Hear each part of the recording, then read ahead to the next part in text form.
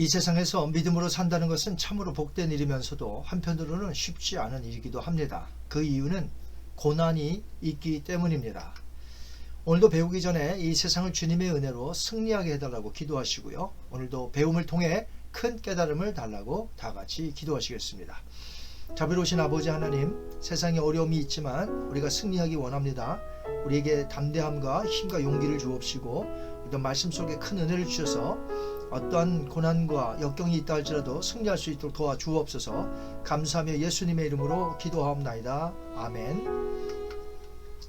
오늘은 바른 신학 바른 생활 제56과 그리스도인과 고난에 대해서 배우도록 하겠습니다. 오늘은 고난에 대해서 배우고 다음 시간에는 고난이 주는 유익에 대해서 이렇게 두 번으로 나누어서 배우도록 하겠습니다. 성경은 고난에 대해서 여러 명칭들을 사용하였는데요. 한번 살펴볼까요? 첫 번째는 환난이 있습니다. 고린도후서 1장 8절에 형제들아 우리가 아시아에서 당한 환난을 너희가 모르기를 원치 아니하노니. 두 번째는 고난이 있습니다. 고린도후서 1장 5절에 그리스도의 고난이 우리에게 넘친 것 같이. 세 번째는 시련이 있습니다. 야고보서 1장 2절입니다. 내 형제들아 너희가 여러가지 시련을 당하거든 온전히 기쁘게 여기라. 네 번째는 고통이 있습니다. 욥기서 15장 24절에 환난과 고통이 그를 두렵게 하며. 다섯 번째 불시험이 있습니다. 베드로전서 4장 12절에 사랑하는 자들아 너희를 연단하려고 오는 불시험을 이상한 일 당하는 것 같이 이상히 여기지 말라. 마지막 여섯 번째는 박해 혹은 핍박이 있습니다.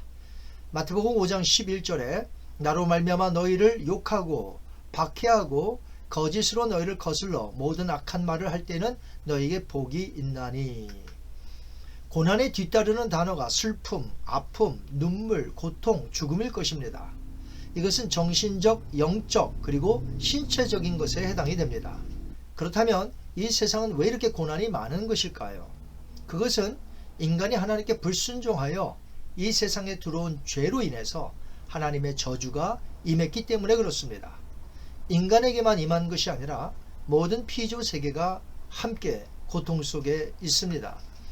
창세기 3장 17절 18절에 땅은 너로 말미암아 저주를 받고 땅이 너에게 가시덤불과 엉겅퀴를 낼 것이라. 로마서 8장 22절에 피조물이 다 이제까지 함께 탄식하며 함께 고통을 겪고 있는 것을 우리가 아느니라. 이 세상은 이처럼 그 누구에나 고통이 임하여 절대로 피할 수 없게 되었습니다. 땅이 저주를 받아 인간에게 고스란히 대갚아주고 있습니다. 그것이 바로 자연재해입니다. 지진, 화산폭발, 홍수, 태풍, 쓰나미, 산불, 산사태, 토네이로, 기근 등등 수많은 자연재해가 일어나 우리를 고통 속에 빠뜨리고 있습니다. 고난은 사람들의 인간의 관계에서 더 심하게 나타납니다. 이기적인 욕심들로 인해 사람들과의 관계가 뒤틀려졌습니다. 믿고 의지하던 사람에게로부터 배신을 당하고요. 가지고 있었던 것을 모든 것을 빼앗기는 사기를 당하고요.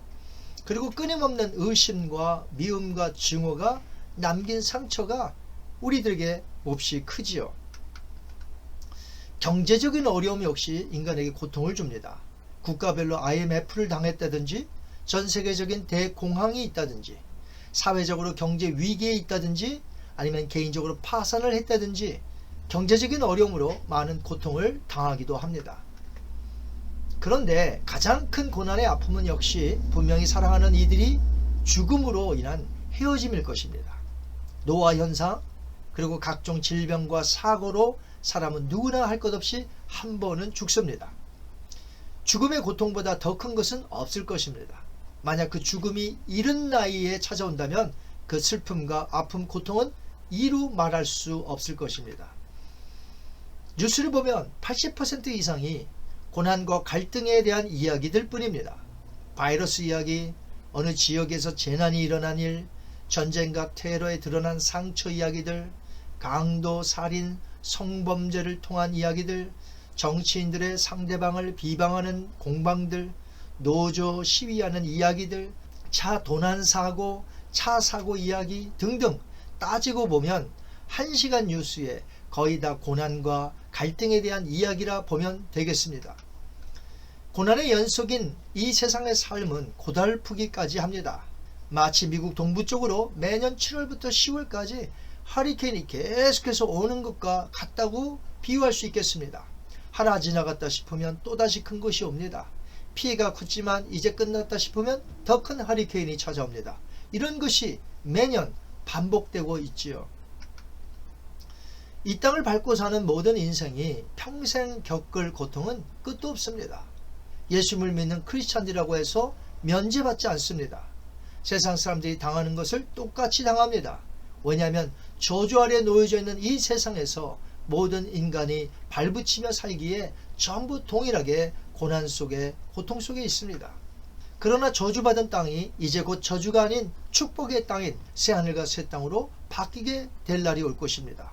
예수님께서 다시 오시는 그때에는 그동안 있었던 고난, 환난, 역경, 불시험, 고통, 눈물은 전부 사라집니다. 사도 요한이 환상 가운데 본 천국의 모습을 읽어보시기 바랍니다. 요한계시록 21장 3절과 4절입니다. 하나님이 그들과 함께 계시리니 그들은 하나님의 백성이 되고 하나님은 친히 그들과 함께 계셔서 모든 눈물을 그 눈에서 닦아주시니 다시는 사망이 없고 애통하는 것이나 곡하는 것이나 아픈 것이 다시 있지 아니하리니 처음 것들이 다 지나갔음이로라. 우리는 고난에 대해서 세 가지를 기억해야 합니다. 첫째, 고난은 이 세상에 사는 동안 크리스찬들도 피해갈 수 없다는 사실입니다. 둘째, 크리스찬들은 크리스찬으로서 당하는 고난이 하나 더 추가된다는 사실을 기억하시기 바랍니다. 셋째, 예수님이 다시 오시면 고난의 끝이 있게 됨을 아시기 바랍니다. 크리스찬들에게는 이 세상에서 모든 사람들이 당하는 고난 외에 예수님을 따른다는 이유로 인하여서 당하는 미움과 박해가 있습니다. 예수님께서 일찍이 이렇게 말씀하셨습니다. 요한복음 15장 18절 19절 말씀. 이 세상이 너희를 미워하면 너희보다 먼저 나를 미워할 줄을 알라. 너희가 세상에 속하였으면 세상이 자기의 것을 사랑할 것이나 너희는 세상에 속한 자가 아니요 도리어 내가 너희를 세상에서 택하였기 때문에 세상이 너희를 미워하느니라. 마태복음 5장 11절도 볼까요? 나로 말미암아 너희를 욕하고 박해하고 거짓으로 너희를 거슬러 모든 악한 말을 할 때는 너에게 복이 있나니. 고린도후서 1장 5절입니다. 그리스도의 고난이 우리에게 넘친 것 같이 그리스도의 고난이 우리에게도 고난이 넘친다는 것이죠. 이처럼 성경은 계속해서 예수님을 믿는 자들에게 임할 환난과 고난이 있음을 강조하고 있습니다. 이것을 모른 채 예수님을 믿고 따른다고 하면 안 될 것입니다. 다시 말해서 예수님을 믿으면 무엇이든지 잘되고 만사형통될 것이라는 것을 가르치는 것은 비성경적인 가르침입니다. 물론 예수님을 잘 믿기에 하나님이 축복하셔서 어떤 면에서는 잘되게 하실 수 있습니다. 그러나 기본적으로 예수님을 따르면 세상이 우리를 미워하게 되어 있다는 사실을 모른 채 신앙생활을 해서는 안 된다는 것이죠. 예수님도 이 땅에 오셔서 세상으로부터 미움을 받고 고난을 받으셨습니다. 제자들에게 배신을 당하고 하나님이신 그분이 인간들에게 재판을 받으셨습니다. 조롱과 채찍질, 끝내 십자가를 지시고 형틀로 가셔서 그곳에서 수치스럽게 못 박혀 돌아가셨습니다. 예수님이 당하신 고난은 우리의 고난과 비교할 수 없습니다. 우리는 죄된 인간으로 고난을 당하는 것이지만 예수님은 거룩하신 하나님의 아들로서 죄가 없으신 그분이 인간들로부터 고난을 당하신 것이니 비교할 수가 없습니다. 예수님도 우리처럼 육신을 입으시고 죄된 세상에 들어온 이상 고난과 환난 그리고 박해를 피할 수 없으셨던 것이죠. 이처럼 예수님도 당하신 고난을 우리가 아무리 하나님의 자녀라 하여도 면제받지는 못합니다. 그러므로 우리에게 여러 가지의 환난, 고난, 역경, 어려움, 시련, 박해가 있다는 사실을 기억하며 살아야 할 것입니다. 그런데 그 고난에는 아픔과 고통만 있는 것이 아니라 고난에는 유익도 있다는 사실에 대해서는 우리가 다음번에 배우도록 하겠습니다. 이 시간에 한번 기도하시겠습니다. 자비로우신 아버지 하나님, 이 세상에 발을 붙이고 사는 이상 모든 사람들이 고난이 있듯이 우리 크리스찬들에게도 면제가 없이 고통과 고난이 있다는 것을 우리가 배웠습니다.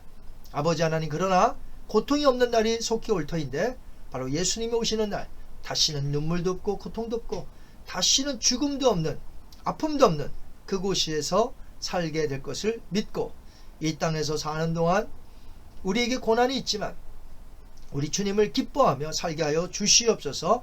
감사하며 예수님의 이름으로 기도하옵나이다. 아멘.